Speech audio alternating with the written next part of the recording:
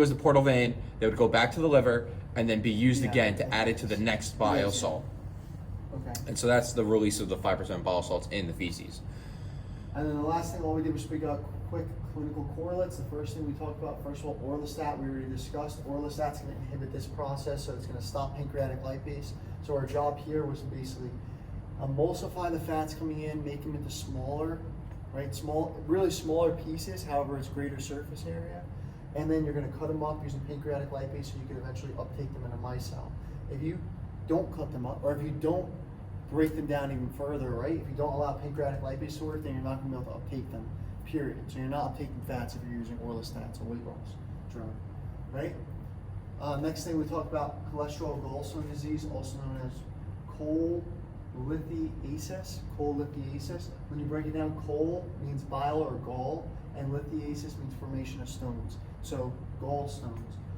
It happens when you have decretion, or if you have decreased secretion of, what does it say? Decreased secretion of Bile salts from the liver, which causes less solubility of cholesterol. Okay. So meaning if you have less secretion of bile salts, then it causes the cholesterol to become less soluble. So here, exactly, make it more soluble. So now you're having it less soluble, which means that it's going to form a stone, as cholestasis means cholesterol gall stone disease. So you have an obstruction of the bile duct, which leads to what we just talked about, a decreased emulsification and a decreased uptake of lipids. I feel like we could see something possibly where you have, like, say they give you a chart like this or something like this, and they speak about the solubility, right, leading from bile salts plus phosphatidylcholine makes the most soluble cholesterol, right?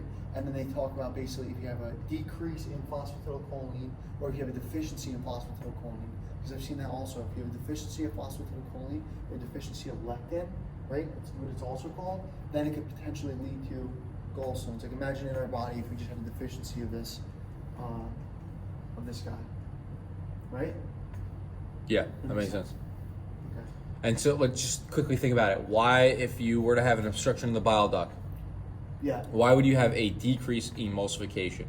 So if you had obstruction of bile duct, period, because the whole game plan here, the whole thing we drew out on the board is that you're going to have your bile and your gallbladder. It's going to get released through the bile duct, and the bile, right, and the bile acids and salts, they're supposed to help break down and emulsify the cholesterol. Where is that occurring? They're supposed to break down. Where is it trying to go? It's trying to go from the gallbladder to the duodenum, and you can't get to the duodenum. No. So now everything that's sitting in the duodenum is no longer being emulsified because you have a lack of bile. Or you can't uptake these lipids because you have a lack of bile. The whole purpose of this bile was, we said, right, to cleave it with pancreatic lipase, but you can't, because bile salts are needed in order to create and surround the triacylglycerides to allow pancreatic lipase to do its job, which is to cleave tags into monoacylglycerides in order to uptake that, right, into the intestinal mucosal cells and release it. Exactly, so you can't. So that's why it's saying those two are decreased. Those guys are decreased, okay. Because you don't have bile being released from the gallbladder, and even if it is being released, there's an obstruction to the duct itself. So you can release it, but it may not be reaching the duodenum because there's some blockage in between. Okay, and then these guys stem off that exact same idea. Gallstones can lead to pancreatitis, and the reason that happens is because, say, just imagine if you have the ducts, right? You have your bile duct and you have your pancreatic duct. They're supposed to come together. They come together in that, what is it called? Common. Yeah, it's a common hepatic duct, also known as like duodenal papilla or something like that, right? The sphincter vodi. Okay, they come in there. If you have an obstruction in that common bile duct where they connect a little further down, it can lead to pancreatitis that will lead to buildup or backup from the pancreas secretions, right? You could block the pancreatic duct, which will prevent zymogens from being released. Zymogens, what we spoke about before, all the different things that were going to become active, they become active in the actual small intestine, right? This will cause trypsin to prematurely become active, which is going to stimulate the other pancreatic zymogens to destroy proteins and the phospholipid membrane. So that's really bad, right? That's really, really bad. Yeah, that's all those guys over there in the small intestine. And it's going to lead to decreased digestion of all food groups because of the fact that you need your pancreatic juices and you need your, I guess you need your fluid from the actual gallbladder, right? You need your bile. So yeah, so exactly. So the small intestine that we just spoke about with all those zymogens that you just looked at Yep. are breaking down what? We just showed you. Those were breaking down amino acids and sugars. Yeah. So not only can we not now have, for lack of bile, for the lipids, which we're talking about currently, but also those enzymes that we just had and those proteases are now not even in the duodenum. They're stuck in the pancreas, Yeah. and they're active in the pancreas, which is not supposed to be. They're No. supposed to be inactive in the pancreas, active in the small intestine. They are now active in the in the pancreas, causing pancreatitis. Causing pancreatitis, and because you just said they don't get released, right? They're not getting released to the small intestine. You're going to have decreased digestion, right? You're literally all the food you're eating is not getting digested properly. All right, cystic fibrosis. For cystic fibrosis, it can lead to chronic pancreatitis and steatorrhea.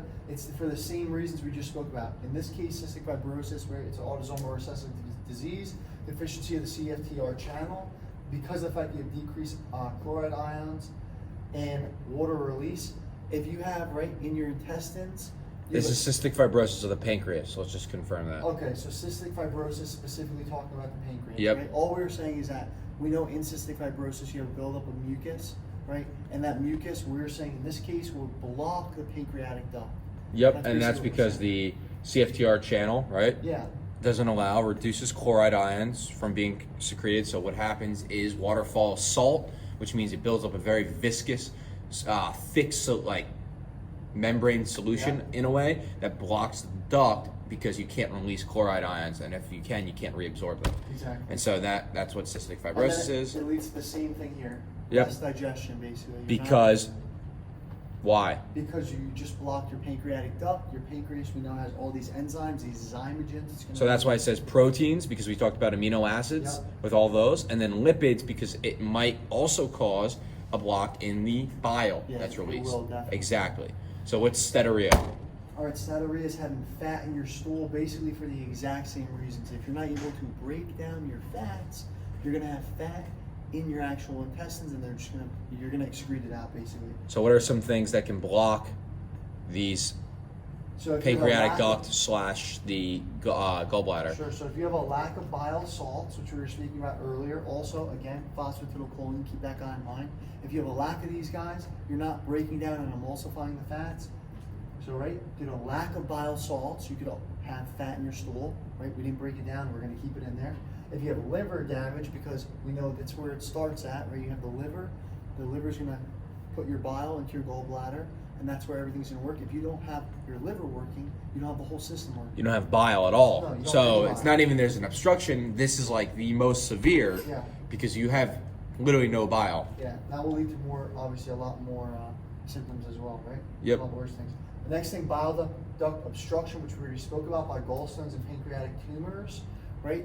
Same thing. If you have any kind of obstruction of the bile duct or the actual duct, where you're supposed to shoot and inject the bile out of to emulsify your fats, you're not going to be able to emulsify your fats. You're going to have fat in your stool, called steatorrhea. Defect in pancreatic juices.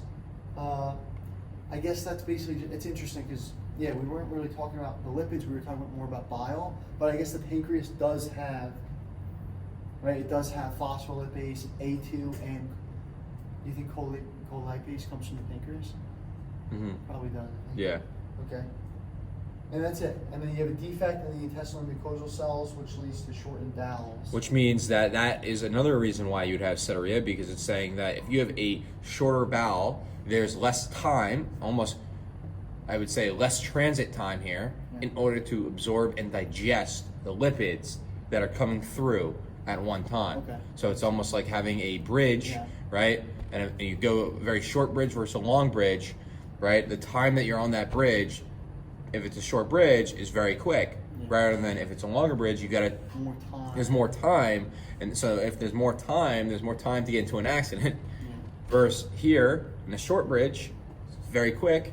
There's less likely of absorbing it. Yeah, basically you don't have time to absorb it. Yeah. The cells. It's going too quick. Okay. All right, that's solid. That's basically everything.